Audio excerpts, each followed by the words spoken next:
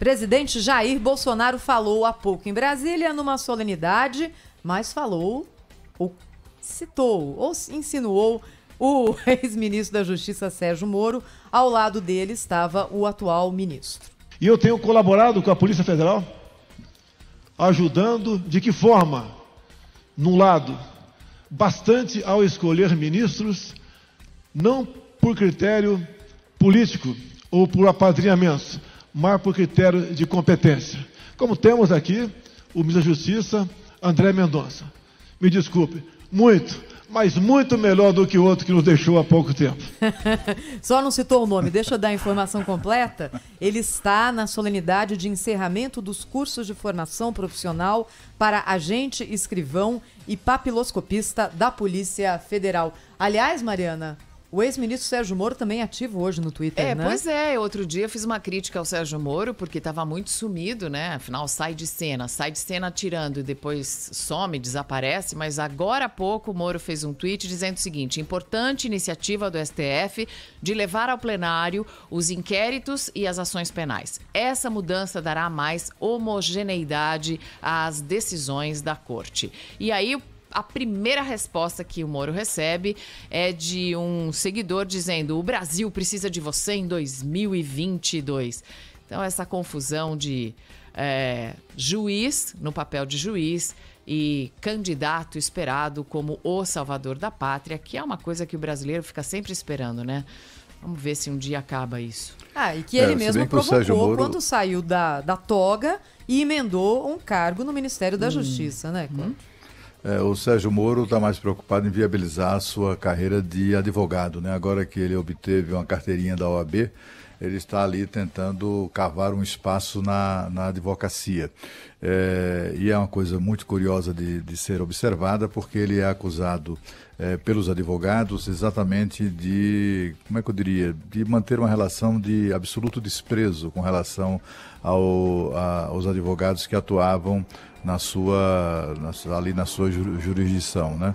O Sérgio Moro, inclusive, quando ele recebeu a carteirinha de advogado, ele foi alvo de críticas muito duras aliás, não só ele, como a própria OAB do Paraná foi criticada por uma entidade de advogados criminalistas, né?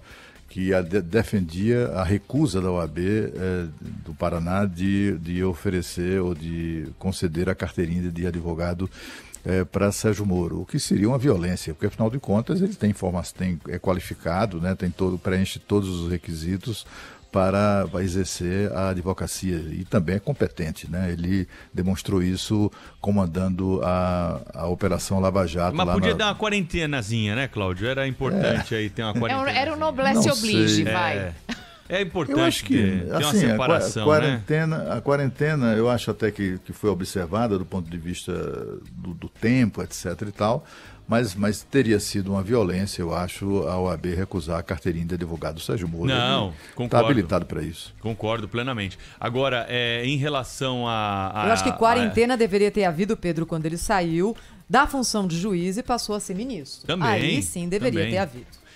Só para completar esse assunto e com a nossa discussão inicial lá sobre a mudança de regra aí no Supremo, isso só corrobora para aquilo, né, que se suspeita, né, de que tem torcida aí, né? Nós estamos mediante a ânimos exaltados, né, para a preservação de interesses pessoais e não daquilo que a lei exige, que é o julgamento sério, a letra fria daquilo que deve acontecer no Supremo Tribunal Federal, a análise se isso está ou não de acordo com a Constituição. Você vê a quantidade, né, de torcedores, né, que começam a se manifestar e inflar, né, a população a se manifestar também a respeito desse assunto. Por isso que o ministro Luiz Fux pode até ter acertado na sua intenção, né, de trazer para o plenário as questões penais, os inquéritos. Agora, inegavelmente, isso está atrelado aos resultados que a Lava Jato tem. Uma solução que poderia ter sido adotada é o seguinte: para os casos futuros, a partir de agora, primeira e segunda turma só vão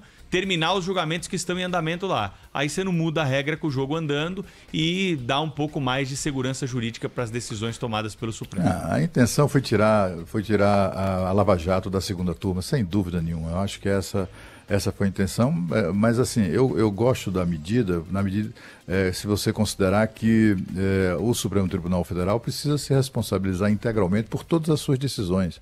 E não tem outra forma de fazer isso a não ser levando essas decisões para o plenário, né? Como eu disse, eu acho que é correto, mas tem que mexer também nessa questão aí das decisões monocráticas, que me parece até frequentemente manifestações de abuso de poder.